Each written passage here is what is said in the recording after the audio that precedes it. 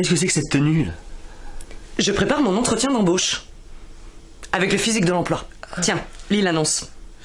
Alors, société d'ingénierie spécialisée en performance énergétique cherche talent pour sauver le monde. D'accord, mais... Bah enfin, tu connais les chiffres par cœur. Les bâtiments consomment aujourd'hui 48% de l'énergie. La construction de bâtiments neufs est responsable de 60% des émissions de CO2 et de 40% dans leur exploitation. Ne parlons pas des bâtiments anciens. Mais nous, ingénieurs fluides, nous avons les moyens d'agir. Des solutions techniques existent. Et on peut en concevoir des nouvelles. Enfin, tu ne vas pas décrocher ce travail avec ta seule fibre militante. Alors, continuons. Et voilà, là on entre dans le dur. Ingénieur performance énergétique. Mission, analyser les besoins du client, concevoir et justifier les solutions proposées, manager la production des documents, plans, etc., évaluer le coût des projets, estimer les conséquences financières, travailler les solutions techniques avec les entreprises chargées des travaux, collaborer avec tous les acteurs du projet. Ah, c'est du sérieux. Ah non, ce sont les bases. Ouais, poursuivons.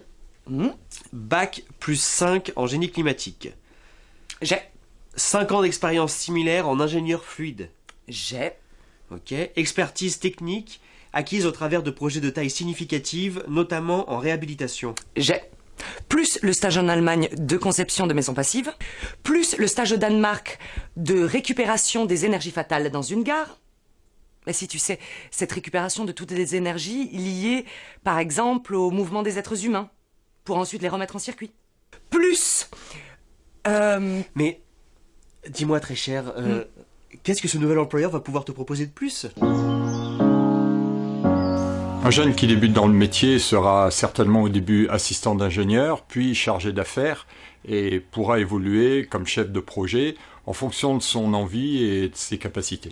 Les jeunes qui nous rejoignent ont souvent le choix entre des grandes entreprises du bâtiment, des gens qui font de la réalisation. Il manque un peu d'expérience. Ce qu'ils trouvent chez nous, c'est un environnement très favorable, très adapté à la nouvelle génération, avec une capacité d'exprimer, d'être en liberté, de devenir des véritables chargés d'affaires autonomes sur le terrain.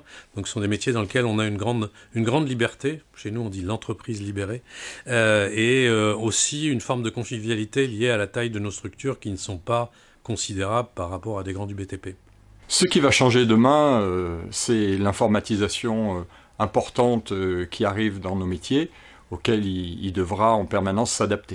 Alors, ce qui va changer pour un jeune dans les années à venir et pour les métiers des fluides, c'est qu'on est de plus en plus concerné par l'impact environnemental des projets et donc il aura pour mission de préserver au maximum la planète et de concevoir des installations qui ont un impact le plus minime possible sur notre environnement.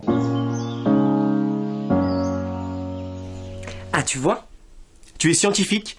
Tu veux participer à la nouvelle révolution industrielle?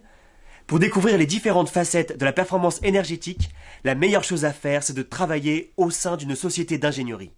Choisis une école d'ingénieur ou un master à l'université pour obtenir un bac plus 5 en génie climatique. Et deviens, comme elle, une star du développement durable.